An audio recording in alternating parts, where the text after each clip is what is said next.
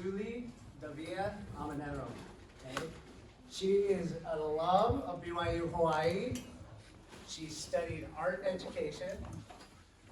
She is the founder and current CEO of Mahalo Car Share. She's going to tell you more about her journey with this.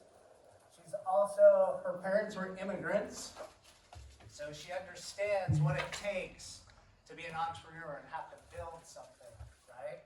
Took the passion of her parents and she's put it into building great things. She's currently working on a master's in business creation at the University of Utah. And most importantly, she looks to the greatest CEO of all, Christ, in all she does. So, Zully, turn it over to you. Aloha. Aloha. First of all, I just want to say I'm really grateful to be here with you guys today and be able to share more of my journey. But most of all, maybe the lessons and mistakes I've made so that you can hopefully take that wisdom and not repeat maybe some of the mistakes that I made. As we go through this, I kind of expected the setup to be a little different, but I like that it's small. And so I'm going to switch it up a bit. But if you ever feel impressed to just ask a question while I'm speaking and it comes to your mind, just go for it. Raise your hand and ask the question, and we'll just kind of carry through my talk that I prepped, and we can answer your questions, because I think the most important thing right now is you here in this room, and hopefully I can answer just uplift you and, hopefully get something out of it. But I wanted to say, whether you are an entrepreneur yourself, a student right now in business classes, or just here for extra credit, or this class is maybe required, I don't know. I just pray that you're able to take something from this. I myself was in your guys' shoes in 2017. I started school here. I graduated in 2019. But the most important thing that I took away from being here at school, what do you guys think it is? The motto outside, right? Which is enter to learn, go forth to serve. So since graduating, my biggest takeaway in everything I've done has really fallen upon that truth. To enter to learn, go forth to serve. So, as you know, I was born in Peru. I moved to the States when I was 3 years old. My parents decided to migrate to Provo, Utah, and that's where I ended up growing up. And I wanted to share with you a little bit of my upbringing, because I think the first point I'm going to point out is that it's important to know who you are and where you come from. Okay? So, my brother and I, this is my brother Alex. A lot of people think he's my husband, but that's my brother. I'm not married. But my brother Alex is my older brother. He's been in the car industry for a long time. And he's actually my business partner. You guys might not get to see him much because his family's actually out in Utah. So he's out there while I'm here.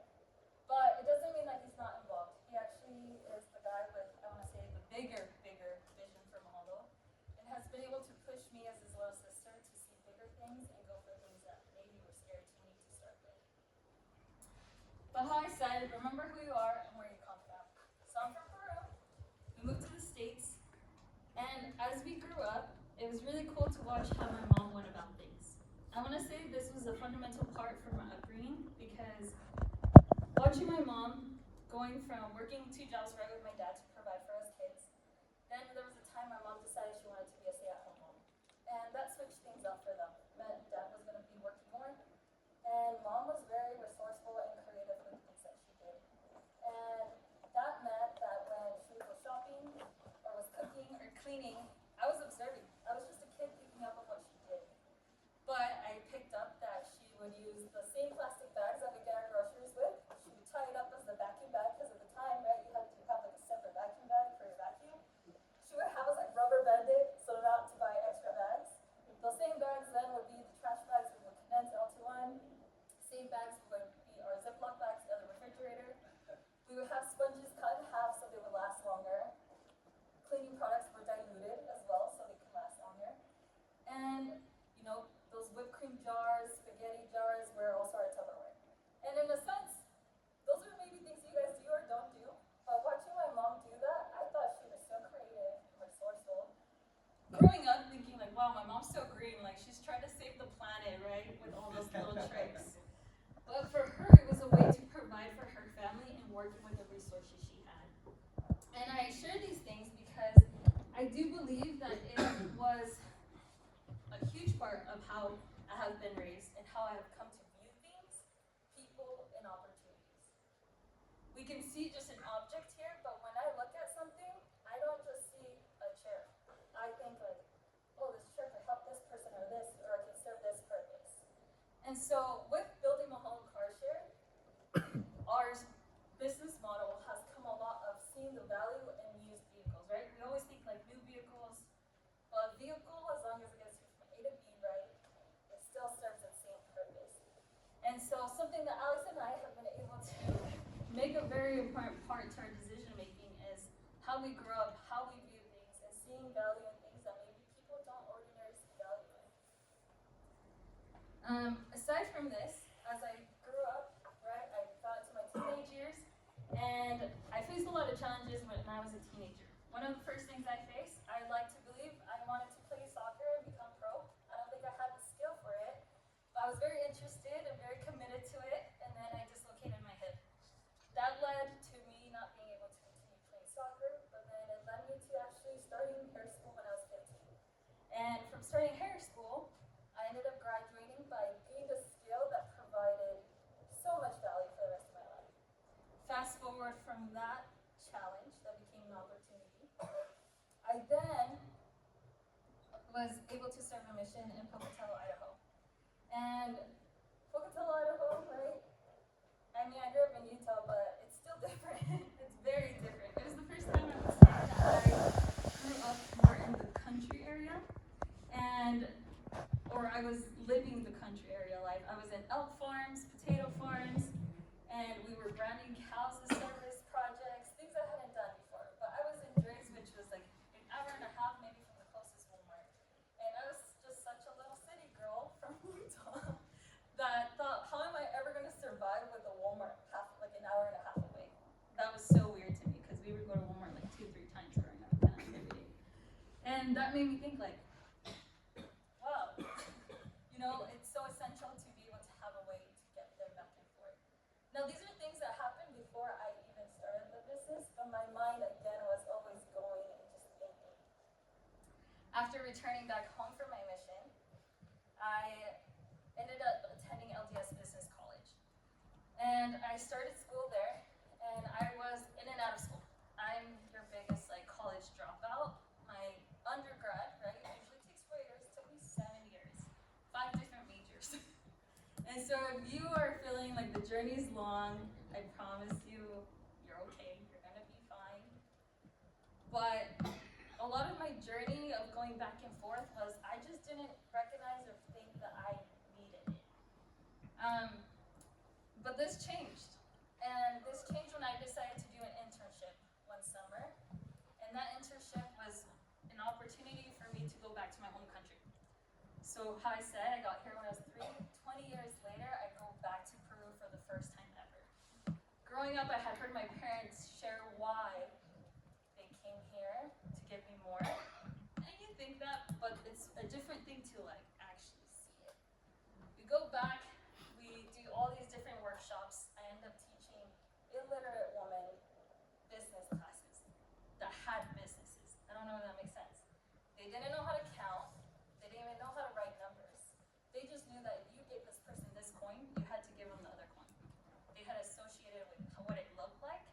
But here they were, crafters, making beautiful products and selling them in the streets, but did not know. And I was in like awe because I saw these women who are Peruvian. I saw myself in a sense, and I was like, they are so skilled and talented, but yet they're limited. They don't have this knowledge to take them further. And that really humbled me. As I taught other workshop classes, I taught English, Spanish, haircuts, and health classes. We did all these things. And I was like, wow, I'm a girl of many trades. But the group I went with was 16 other individuals. And these 16 other individuals actually had already their bachelor's degree or they were close to being done. And I was the only one that was like, after this internship, I'm dropping out. And it was the first time that I felt just not smart enough to be in that room. When people were talking, the discussions they were having, but I knew the value I was providing my people when I was there. And it was the first time where I was like, oh, God, like, okay, I get it. Like, I need to be more than I currently am, and I need to surround myself with people that are going to remind me that I need to go further. And that experience was so spiritual and sacred for me, going back, that I met the last 2 days there. I came across a friend of mine that's still my friend that's here. She's like telling me about BYU-HAWAI'I, and I asked her, like, oh, how is it? Is it fun? She told me about it, and there was something in me that said, you need to go there. But I was like, no, I don't know that I want to go, or that I even want to go to college. Got talking to her, she's like, you should come visit me. I was like, okay, we'll think about it. I flew back from Peru that summer. A couple months later, I was like, okay, God, if I'm going to do this college thing, one condition, it's BYU-HAWAI'I or nowhere else. Funny that I told God that. He doesn't usually work that way, but he ended up answering. And I came back, I took a trip here, I toured it around, and as I'm walking the old campus, it reminded me of Pro MTC when I was a missionary. And it just felt like home. It felt very much like Peru after being in Peru, and it just felt like the piece I was missing. So I ended up going back. I was like, okay, it's not just the idea of being there, but I can actually see myself there. And I applied with 2 other friends. They had the means, the funds, better grades than me, and guess who got in and who didn't? I got in, they didn't. And so I think if there's ever a moment that you have questioned if you're meant to be here right now, I will let you know that you're meant to be here. However long that journey is, I don't know. It's definitely personal for everyone. But you definitely were given this privilege and opportunity to be in the school for a reason. There's people you need to connect with. There's things that you need to do. And that was exactly what happened. I ended up coming out, and my parents thought I had money to come out. They didn't know that I came out with $900, which was my first month's rent and my deposit. And day 2, I was on 0. My mom got so emotional when she dropped me off the plane. She didn't understand why I would leave the comfort of my home to go to a place start all over with no one I knew. But I just knew it was what I needed to do. And God prepared a way. So I think when you're called to do something, it's a great reminder that God has already prepared the way, and He is continuously preparing the way for you to do it. I ended up getting here, my orientation days, people thought like, oh, maybe Zully just seems like a happy girl. She's just talking and social to everyone. But me approaching everyone and talking to them was a way of me doing strategy or survival mode at the time, because I needed to get clients to cut hair to pay for tuition that semester. And, you know, they didn't know that. They didn't know that was my battle. I was just the one girl like, oh my gosh, your hair is so cute. If you ever need a haircut, let me know. And I cut so many people's hair. Here I built a clientele, and I always worked for myself. I never had a school campus job or worked at the PCC while I was here. Because I knew if I needed to pay school and provide for myself, there's no way that tuition that way would pay for what I needed. And I know that's not always the case for everyone, but I didn't have any financial aid or funds or scholarships while I was here. And so the struggle was real, but God provided a lot to make it also work. And so let that be a reminder that when He has called you, He will prepare and provide a way. Any questions up to this point? Okay. So in 2017 then, I began school, and I ended up here, right? My second semester, I ended up coming out, and my brother came and visited with his wife at the time. And he was like, hey, let's rent a car, how much is it? We looked it up, it was like over $1,000 for like the week. He's like, what, are you serious? Like, let's just buy a car. And I was like, from where? He's like, well, look at Marketplace. So here in this corner right here, we see good old Lexi. We have her up on our website. Lexi was a 96 Lexus. She had bullet holes on the side. I'm not exaggerating, guys. Like, we pulled up to Ha'ula, and this uncle just looked at our car. He's like, is this your car? And we're like, yeah, we just bought it. Like, all happy, not knowing. Like, this car had been around. So she had a hit in the front, but she drove great. No AC, great stereo. Lexi was an adventure for our family for that week. But then after he left, it also also was a car that was rented out from the beginning just to help me financially provide a way. And if I didn't have the guidance of my brother to feel confident, like this car's gonna have a good engine, his knowledge, he sells cars, he's been doing it for like 20 years now, I would have never made that leap. That car took us so many places, so many adventures. And one day I came across a friend that had like was almost graduating, and I was like, hey, like, have you ever been to so-and-so? She's like, no. I'm like, what about here? What about here? She's like, oh my gosh, she's like, check this. She's like, I've never left Lafayette. It like broke my heart that she had been here in Oahu, Hawaii, had never left Lafayette, other than like to the airport. I know that there's multiple people on campus, international students that come, like me, and don't ever get that experience. And that broke my heart, because I'm like, you didn't just come here to just be in Lafayette, even though Lafayette is beautiful, okay? There's so much more to explore that's gonna build your character, that's gonna give you opportunities, connections that's outside from Lafayette. And that's when I was like, holy cow. So yeah, she was rented out for $20 a day. And she lasted for a couple semesters until my friend broke her down, and that's okay. Things happen. But we ended up,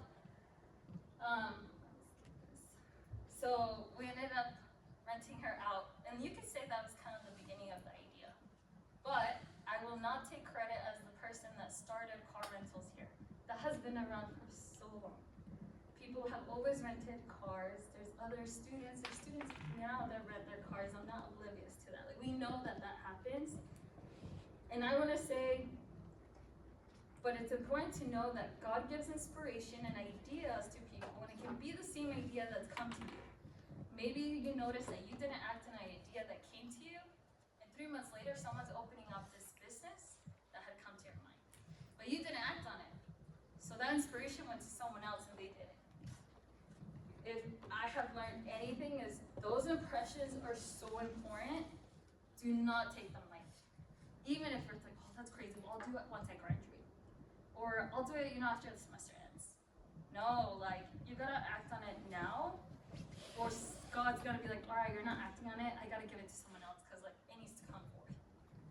And so whenever ideas come to your mind, write them down. Start acting on them. Maybe you don't have the funds to do it. There's so many different little things that you can do to like start it off before it even gets there. And so I had the idea of like, okay, I needed to make money, let's go with it. We started renting cars since 2017, it spreads words. I didn't even think Pono became my friend, Antile's son. His friends from like New Zealand will come and needed a car, and I rented to people from New Zealand. I was like, oh, this is cool. Like, and just word of mouth spread. And then I had 2 cars by myself. And then at that point, I'm just going through the motions, trying to graduate, right? But then in 2020, we know that COVID hits, and that kind of turned around everything. So a lot of things happened during that time, but what was most important for us was the relationships, right? I think that time grounded everyone, but it was like a recollection of like, okay, what are you doing more in your life? What's most important? It's the relationships you have. It's things that you do with your time. Like, if you're limited, you can only do so much. And so, one of the biggest lessons that I have learned, and I am reminded constantly every day, is that whatever relationship you ever create, the most important relationship you'll have is that between you and your Heavenly parents. It's not your boyfriend or your spouse. I would say. I want to say it's your personal relationship with your Heavenly parents. That will guide you through so many things. And the reason I say this is, if you think about it, if you're a boss, right, like, workers report to their boss reports up the ladder, and then there's the CEO, and it's like, who do I report to? Right? I'm supposed to report to God. So I learned that when there's no one else that can hold me accountable because I'm at the top, I have to report to God. And you see this perfect example with Christ himself when he came here on earth to like do his ministry, to fulfill his mission. Who did he report to? Well, he was alone, right? And as a business owner, it's a very lonely journey sometimes because you go through so many things that you can't talk about at times. end of the day, the only person you can depend on is Christ, and He's the only one that's gonna like lead you through it. And so, if there's a relationship that you can focus on the most, it's your relationship with your heavenly parents. And it doesn't cost anything. It's free. It's there all the time. It's the safest relationship you'll ever have. It's the most consistent relationship you'll have.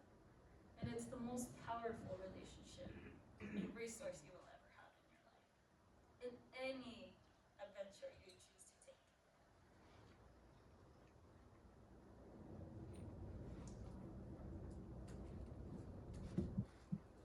I'm sorry.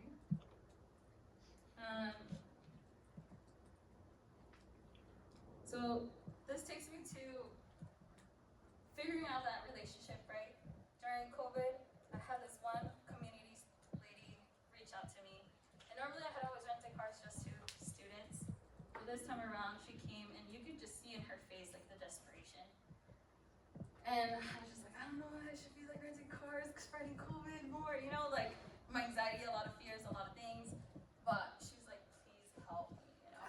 So I ended up renting a car to her, and that moment changed a lot for me. I was like, why am I only limiting this service to like just students? Like there's a whole community here, there's visitors.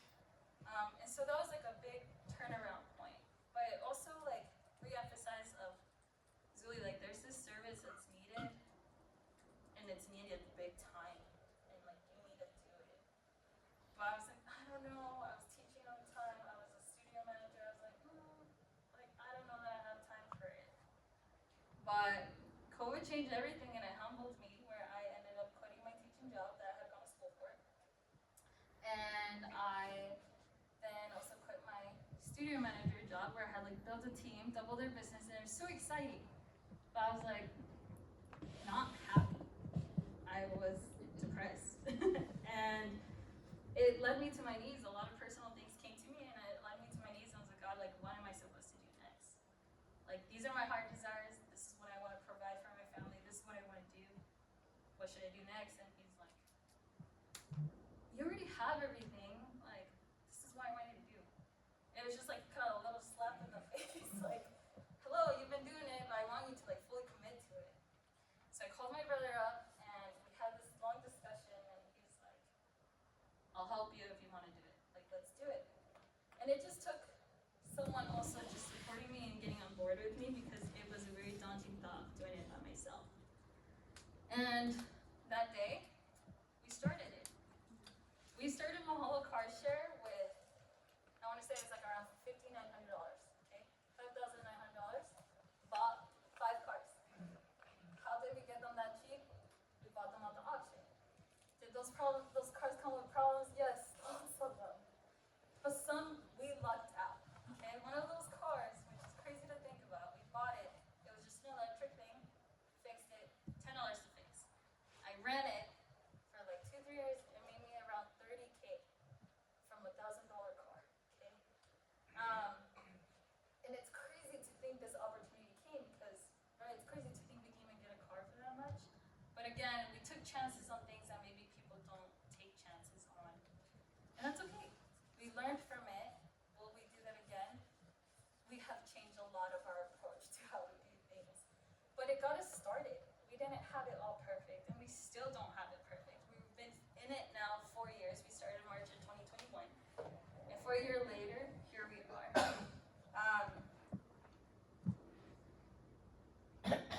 So it leads us to knowing our why we're doing this. So, right, it's been 4 years. We've done over 6,000 different reservations, which is really cool to think about. That this started, you know, an idea from my garage, like, and 6,000 reservations. I think we probably have served over like 3,000 people, and we've revenued over $500,000. So for me to think about how someone that came here day 2 with no money in their pocket was able to create this is crazy to think about. At times I'm in it and I don't realize what's happening. But it's a huge reminder that numbers are not always what they look or appear to be. And this is where it goes to, you need to know your why. Why you're doing things, because when times get really hard, you need to know why you even started, or you're gonna want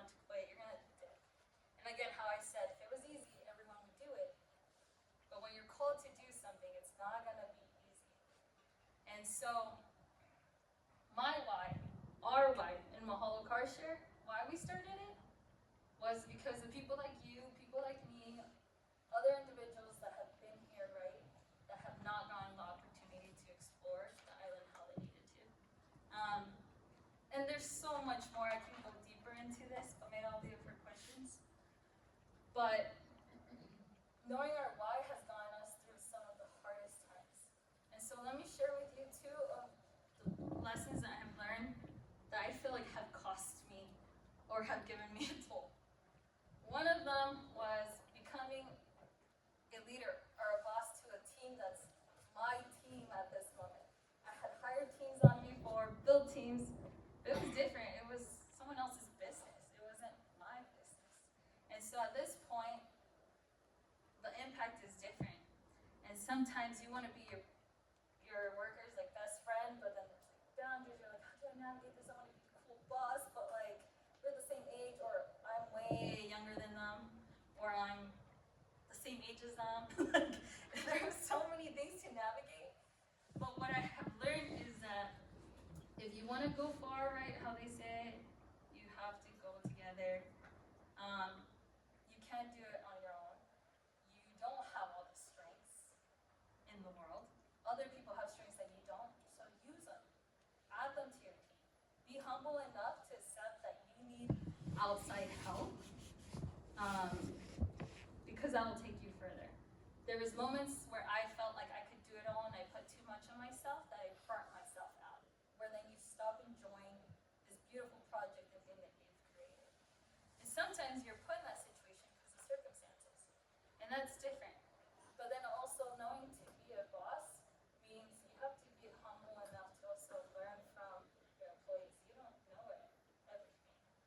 And having, I think we've gone through maybe like over 20 employees. There was one time we were at 13 in our team, and right now there's currently only 3. So managing that many different people has been a lot, and again, learning that they account to me, they're accountable to me. I needed to be accountable to someone else. If I had no accountability, the business was doing bad. It reflected. They could be doing great, but if I didn't do my part and also being accountable, it doesn't work. And the numbers will show that. Also, a huge reminder that following on Instagram, I think Mahalo only has like 1,200 followers. You would never look at that Instagram and be like, whoa, they've been able to accomplish that much. It doesn't take a lot. It just takes a few people to believe in what you're doing to get you where you want. And consistency and growth. The second hardest lesson was something out of my control. So last fall, we had 5 cars stolen, not this fall, previous fall. We had 5 cars stolen, 2 cars crashed. I was down 7 cars. Again, we bootstrapped this, which means we don't have loans, those things, right? So this was all like money I didn't pay myself for years that I put back in cars, and now it's gone in a week. We were like down $50,000 on insurance, like with that, and I was like, I'm gonna get kicked out of my insurance. I didn't know what to do. It was the first time I'm ever going through something like this. No one taught me how to be a CEO for a car rental business in Hawaii. Like, I'm learning everything for the first time. But then that reminded me that I am silly to think that I'm the only one going through something for the first time. Who was sent to earth to fulfill a crazy mission? Christ himself, right?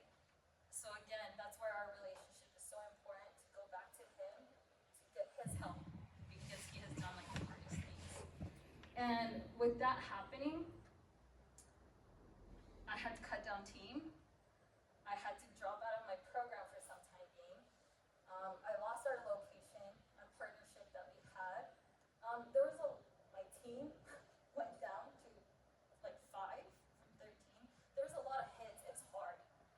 And even though I felt like those were the right decisions to do, letting go of someone that had worked with me from the very beginning was really hard. It was hard because they were upset when I had to let them go. And sometimes making the right decision can feel so hard and difficult. But just know that like when it's right, you gotta stick with it and go. But sometimes being in the position that you're in does not make it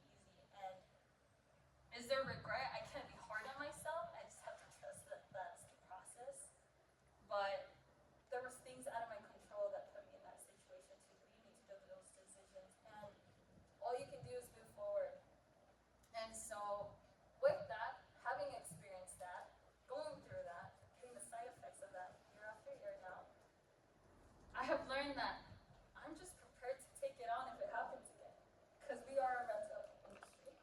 It's probably going to happen at some point again. Whether we try, we even put different software, all these things, it's bound to probably happen.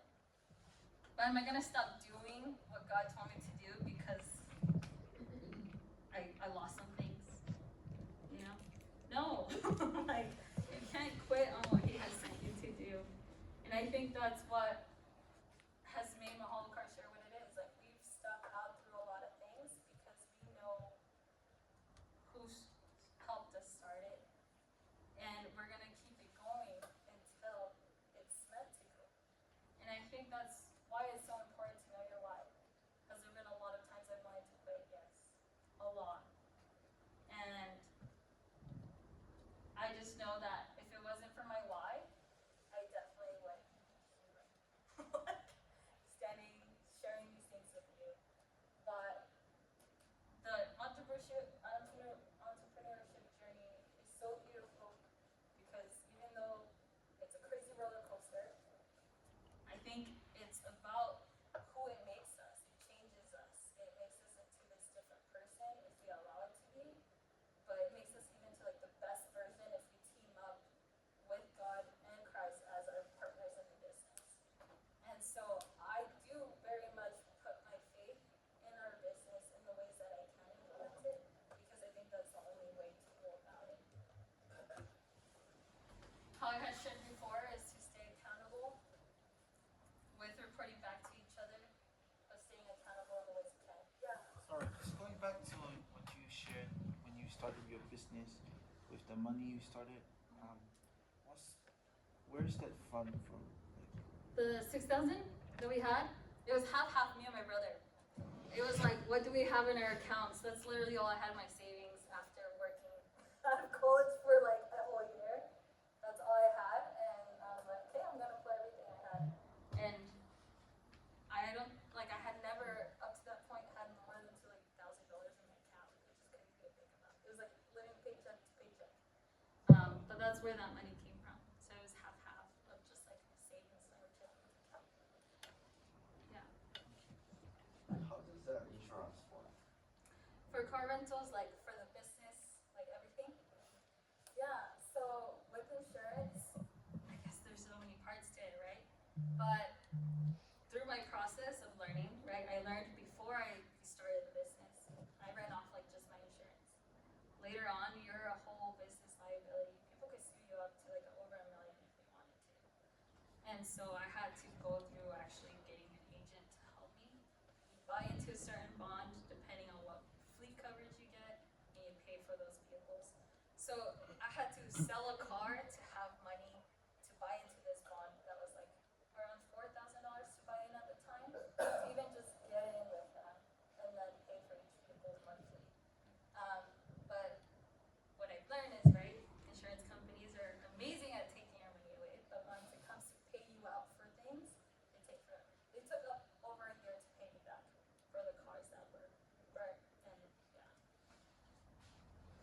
Any additional other questions? Great. So, I wanted to share with you guys, do any of you know Rich on Tyrone? Probably, yeah. Seen him around. So, this is one of my favorite stories to share because Rachel and Tyrone's one of my good friends. He actually took Rachel on his first date using one of our cars, guys, and it was a Honda Civic. And actually, all these cars are gone except this one. My cousin's actually driving this van right now. But he went on his first date, second date, wedding date. They also rented from us when they had their baby, when they had family visit for the baby blessing.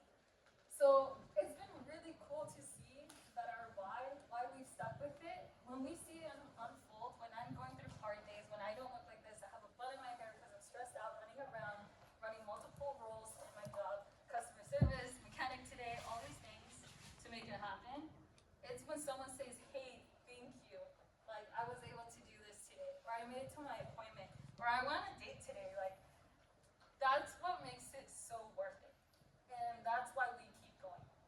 And so I just wanted to share that with you guys because I know that it's not just a service we're providing. We're literally providing experiences for our customers. And lastly, The last concept is let it go. One of the biggest lessons that was taught to me from reading this book, Jesus CEO, I recommend it if you guys ever want a short, crazy, cool read. It's called Jesus CEO. It's an older book. And it talks about how he was the greatest CEO of all time. And it gets to one chapter that's called Let It Go. And it refers to, I'm actually gonna read it